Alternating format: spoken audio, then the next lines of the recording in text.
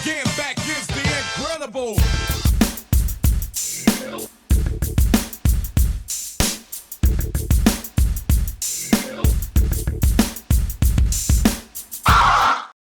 Hey, what's up, you guys? Welcome to another episode of The Lost Crates. I keep trying to put episode numbers in front of this. I have no idea what number we're on, but it's a great episode. I am your host, Hakeem Rashad Muhammad. Coming from parts unknown is my brother over there. Introduce yourself, my brother. Hey, what's happening, world? It's your guy, J Mac. Welcome to another episode of Lost Crates. I'm really excited this week. We got one of my old school comrades on deck with us, man. Shout out to my man, Donald Taylor, a.k.a. DT, Human Drum Machine. What's up with it, man? Hey, what's going on, you fellas? How you guys doing? Hey, look at you. You're looking good. We're doing great. Man, He forgot to mention Dante. That's what I know you when you're playing drummer. You're Dante. All right. Yeah. I forgot he got multiple aliases. Oh, yeah. He's one of them brothers that does a lot. Yeah. Yeah. I took the D-O-N for my first name and the T-A-Y for my last name, but I put an E in front of it because it looks better. So that's what I came up with Dante. Hey, There you that's go. what's up. Yeah, that's that creative stuff. So Yes, let's jump into this, my brother. Where are you and what have you been up to? Well, I am, and I'm back in Portland. I live in Troutdale, but I'm back again since 2016, and doing several projects right now. If you guys remember, if you guys remember, I had a group when you guys actually, so your record company could see you, came and opened up for the band called Coverboy at Lincoln High School dance. Yeah. And I remember seeing Marlon and Enigma and everybody out there, and you guys are just about to get signed. And but anyway, that group, Coverboy, we wrote a bunch of originals, and we are now, everybody is back together, and me and myself and Michael Richardson are producing that group right now. And after that, and that's gonna be about 8 songs. Then it's funny how this all works. And then there was another group that I had after playing with Calvin Walker. I formed a group called Bedrock, and we have right around when you guys were popular, I was writing, and we were supposed to come out with a CD. It did not happen. But I have all the masters. So I went and bought myself an 8-act recorder. Yeah, that's what's up. I bought myself yes. an 8-act recorder, and I'm bouncing it down to bouncing all the tracks into Logic. Yeah, and then I'm going to put that out single at a time, and then I have my own stuff. And then, then I have my gospel funk. And it's and it's gospel. It's a positive message, but it's funky. Yeah. And I have a song right now called That Christian Life, but it's got like the Atomic Dog in the background, and that's what I'm doing. And I'm trying to also do something that relates to the community. Yeah. With like Black Lives Matter, not trying to be too political because I know I can be, and I have to be careful of that. But all of so us, that's man. what's going on right now. Yeah. And I'm playing drums for. I just got done recording a project on drums for Richard Greer. Richard Greer is a gospel artist, and dude is good, man. And we just laid down some of the funkiest tracks, and he's actually putting out a reggae single on 15th. Wow. So in a few days. So that'll be out shortly. So that's what I'm doing. Yeah, that's a lot. We didn't take up the whole. Thank you, everybody. That's our show. Donald. Have a good night. So speaking of this, I wanted to tell you that I actually sent it to you. Jay and I do a radio show, and we were talking about drum beats and all that kind of stuff. And I just happened to mention your name. I was like, you know what? Yeah, man, Donald Taylor was one of the dudes. Like, I would be over here at Grant and he'd be across with Jefferson and we would just be going back and forth, just rocking it. And then that day, you just happened to call me to talk about doing the show. I was like, bro, I just said your name on the air. Crazy. Yeah. I was like, get out my head, DT. I heard that. And I was like, oh, right on, right on. See, So I was going to tell you, when we talk about those. Go ahead. Go ahead. Oh, okay. I was going to say. Well, when we talk about those times, when we talk about those times, your vocalist from the U Crew was Kevin Morris, right? Right. And Kevin, actually, him and I, we've been knowing each other since we were like 5 years old. We went to the same church and the same choir and everything. School. My brother had a practice room, and Kevin played bass, right? So him and I would play bass and drums every day after school, man. When he wasn't doing sports, of course. Right. So that was one thing I was going to say. Man, we used to really practice. That's how I actually developed when I was actually learning how to play, because I had only been playing the drums for a few years. Whoa. Because I remember you were most grew deaf. up in that era, man. With the park jams, you know what I mean? And tell us about your beginnings earlier on with the music. What even got you into wanting to play the drums? Woo! You know what's funny is I first started off playing the piano. Oh, really? Yeah, and I started playing piano. And then my mom bought my uncles and my cousins could play piano. But anyway, and then I went to a little private school called Immaculate Heart. Yeah. And at Immaculate Heart was LaRon Barris, Dino White. And they played guitar, but LaRon always played bass on guitar. Yeah. And so I picked that up. Honestly, I think I picked that up from him. Watching him, I was like, oh, bass. So I started playing bass really early. Drums, I was looking out my mom's window. It was right around Christmas time. And I saw my nephew, June. You guys know him as, Junks, Henry Taylor. Yeah. Right. His grandparents lived next door to each other. His mom's parents lived right next door to his dad's parents. His grandfather was walking I had to be probably like 10 years old, and saw June, which we call him, getting a drum set for Christmas. Whoa. So I saw his grandpa. I was like, oh, I want to play drums. So then I met, I just always thought I could play drums for some reason, because I could do it with my mouth. Yeah. So I just thought I could play. Right. Boom. Crack. Yeah. Yes. Trippy. He's a bad man. He's a bad man. But what a lot of people don't know about you, what I wanted to say, bro, is we've been doing this show, and it's like we basically been focusing on like hip hop artists and stuff. And so your name came up, like Donald Taylor.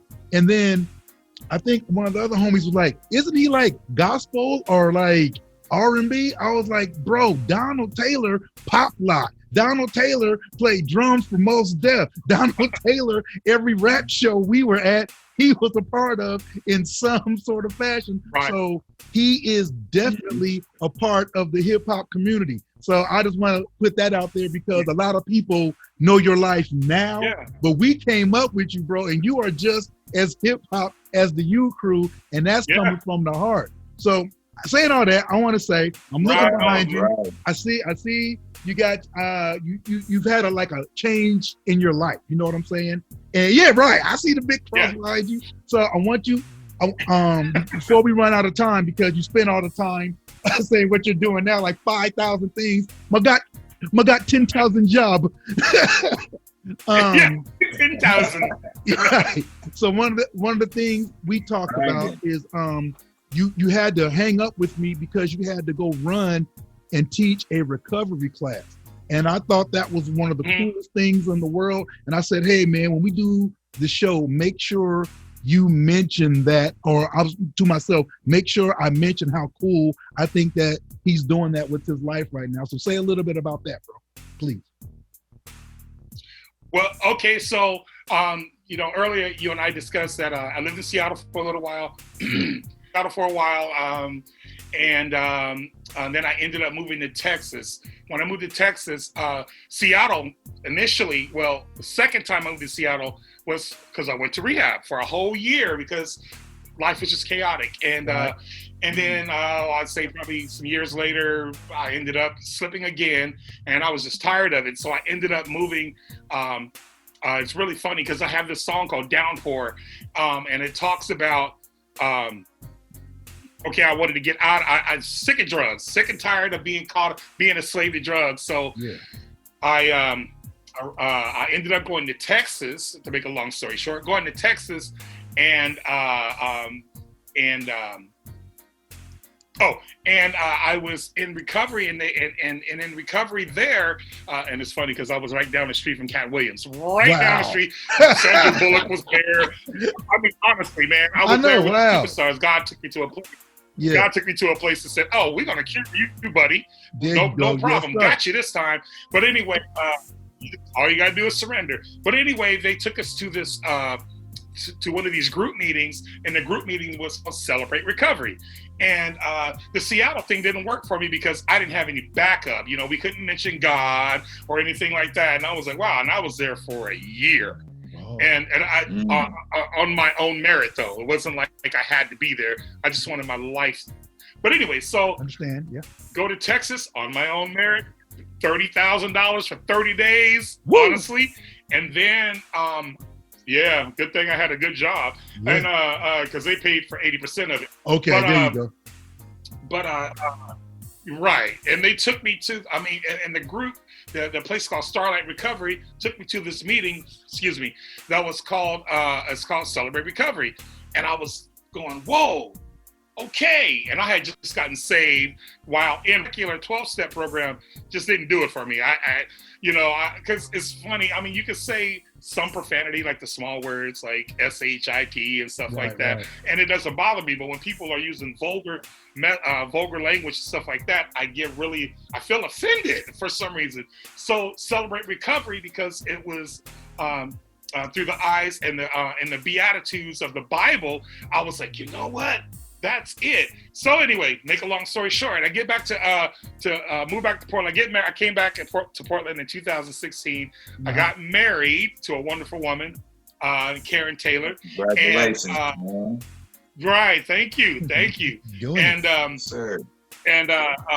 was sitting in church one day, mentioned that they were starting a Celebrate Recovery group, and I was like, oh wow. That's what I'm supposed to do. I just knew it right then. So I signed up with them. I had to go through, it was like going through treatment again. I had to do a whole year of treatment to learn the program. Not only was I learning the program, I had to do treatment again. Wow. And then the year afterwards, I started, the whole reason why I did that is so I could be a facilitator and learn how to teach. So now I'm actually teaching a Celebrate Recovery program. It's called Step Study, which happens every Monday. Shout out at New Spawn Community Church. Right. And then every Tuesday is an open share where I teach. I teach a lesson on an open share, the first half of the program. But on Mondays, is the intricate part where we do work. We, pencil and paper and books and the curriculum part of it. So there it is, man. And I do that. I don't get paid or anything. I do it because that's what I'm supposed to be during work. When on my lunch breaks, I'm making sure I got the curriculum down and all that. Right. Well, we want to give you a platform to shout that out to the world, man, because that is a beautiful, beautiful thing. And then just growing up with you and seeing a lot of our brothers fall victim. You know what I'm saying? So to know that one of our brothers is reaching back to pull them up, I will never stop singing your praises for that. If you don't do anything else in your life, but you did that, you are the man to me. I just want to say that, and that's real, bro. Real talk. Likewise, man. Likewise, bro. Because it's a hard battle. First of all, you had to repair yourself. You know what I mean? And then to take that, what you learned, to go help others repair themselves and to heal. That's commendable. Like Hakeem said, man. Salute, bro. Real talk. Thank you, sir. Man, Thank you. so I appreciate it. this has been one of my. So I've been hearing about the video, man. Yeah, that's what I was getting ready to say. I've been hearing about. Okay, yeah. I've been hearing about this video. As a matter of fact, Hakeem sent me the link the other day, but I've yet to peep it. So, I'm really interested in checking it out on the show today. Can we go on and like do a little world premiere of it for those that have not seen you in a minute, man? Please do. That's what's up. The video. So this is a song that I was working on, and I was thinking, I was like, I think I posted on Facebook. I said, dang, I wrote this cut like last night, and then I wake up in the morning, I listen to it again, and I think it's still funky. So a lot of times I'll wake up and go, I don't like that. I don't like what I did. So I actually made it happen. Then when it was done, I recorded it right in my own little studio. Then when it was done, I talked to my son, because my son, who you guys know, he goes by BK Live. His name is Travion, and and he has he actually directed and edited the video, and so I give a shit, man, because he's really good. I was thoroughly impressed. I was like, oh boy, that's pretty good. The family, huh? Yo, man, that's what's all up. My kids, man, my kids are like dynamic. That's another whole show, believe me. Okay, so what's the name of the video, bro? What is it? What's the name of the video? Go ahead and introduce it. It's called "It Happened in 2020." Colt 45. Right here. Check it out.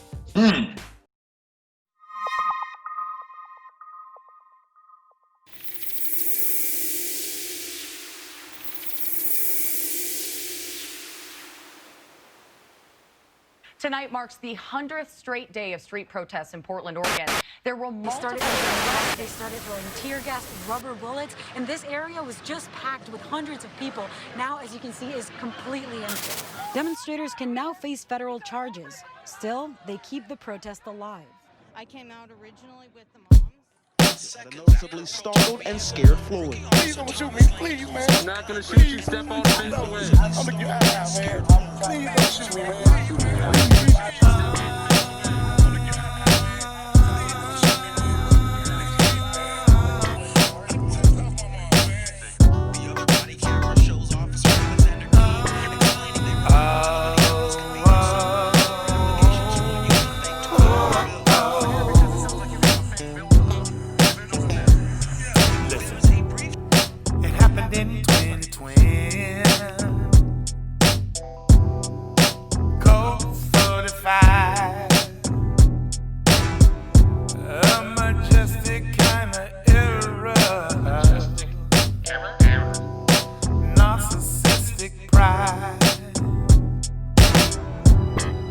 My people in Portland protesting. Antagonizers are in the news. Violence everywhere. Tear gas filling up here. Feds are here acting like a fool. Somebody help me. But it happened in 2020. Colt 45.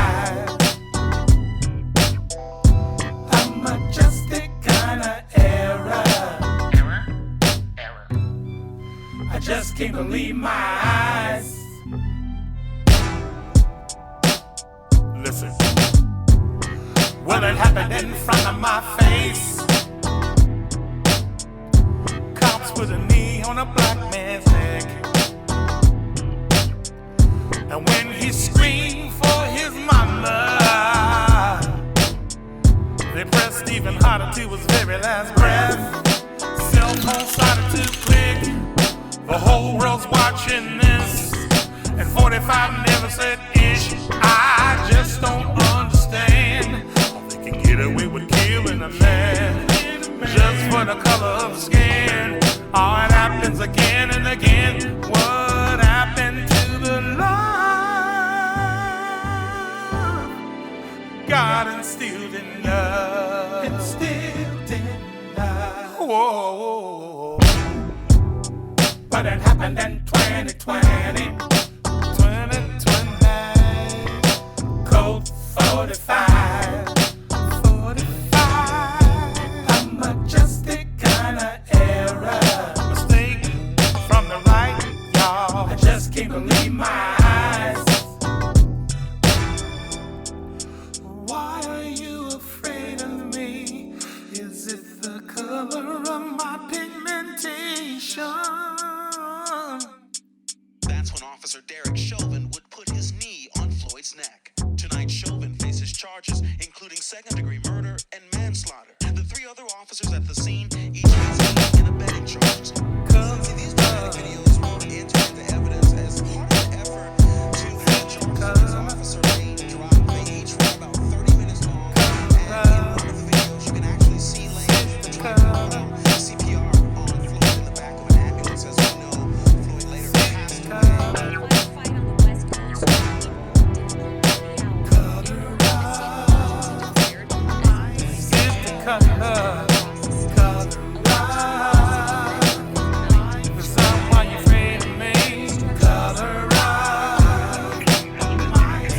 My friends and family. The California border. Firefighters now dealing with the strongest winds of the season in California, from so-called Diablo winds in the north to Santa Ana winds in the south.